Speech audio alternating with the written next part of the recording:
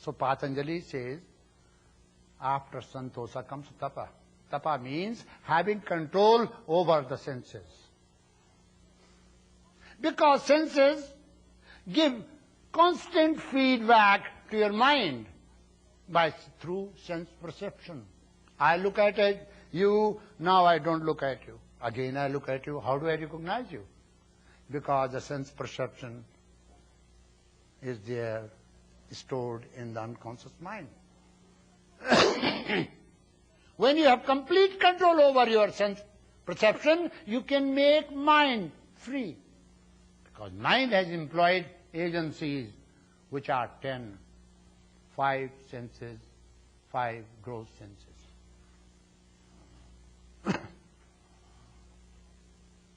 Tapa, austerity, what you call, mortifications, you see. People do tapa to control these 5 fires. People do many tapas. If you are able to control these 5 fires, which distract and dissipate your mind, you know how to use your mind then. Mind is a tremendous power. Wherever you go, you will find yourself there. And wherever you are, you will find the garbage can there, mind there. And once you have known how to arrest all the senses, it will become easy for you to meditate. That's why there are many methods of meditation. You see, the finest method of meditation is system, by using something which is called sukhamana, sushumana. How to elevate mind to a state of joy so that mind does not distract, dissipate it. So a particular method of breath is used. They allow both breaths to flow freely, and during that time you can never grieve. You can never mourn, you can never be sad. You have to be in joy. And when you are in joy, you can meditate. So suppose you are sad and then say, Swami Rama has given me mantra, and you are remembering. That's not... It's impossible for you to meditate when you are sad. When you are overjoyed also? No. For meditation you have to establish tranquility. And for that system is to apply Susumna. The method, simple method of breathing. Suppose, now, this nostril is blocked. I am concentrating my mind on this. This will open. Now I concentrate my mind on this, this will open. But if I concentrate my mind in the center, both will become free. When both nostrils start flowing freely, that stage is called Sukhamana. Why mana? I am talking of breath. How mind is involved?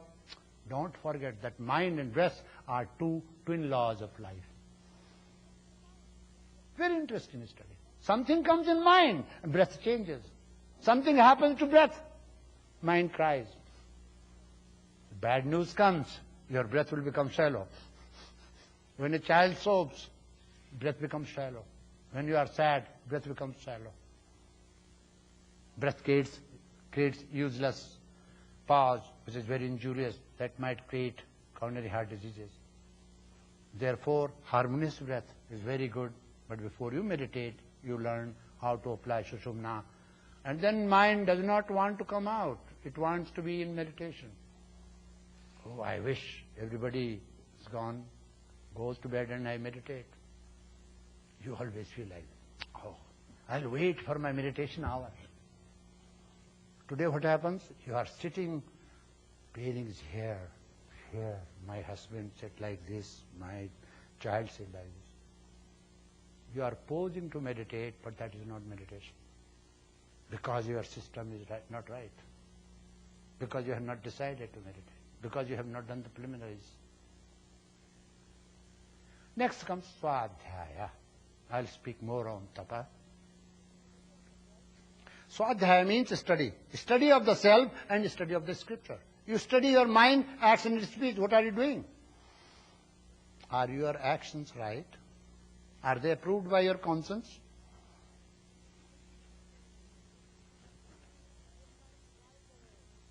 Suddenly, your mind flies away.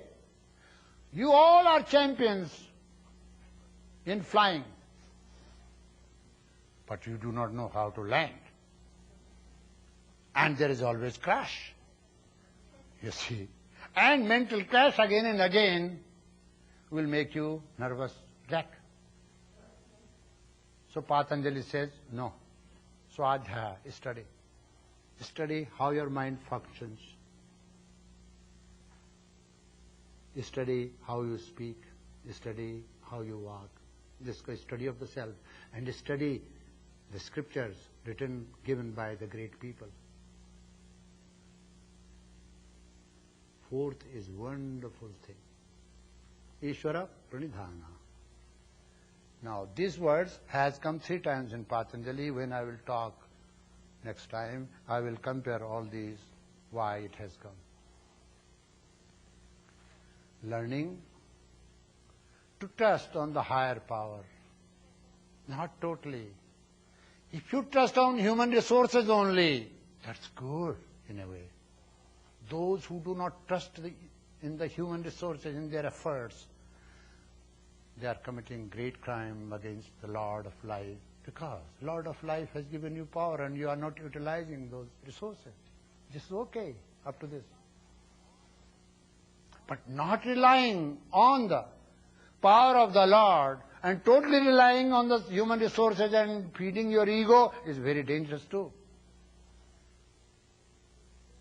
So Patanjali says, don't do that. When you have done your work, give all the fruits to the Lord. Surrender yourself to the Lord. These 2 makes. Fourth comes posture. There are 2 postures. Have you got time? Because I have not done anything. So far I have not taught you anything. I will teach you now. What do you mean by posture here? Posture means there are 2 sets of postures. Physical culture, meditative culture. One set of posture is meant to make your body supple.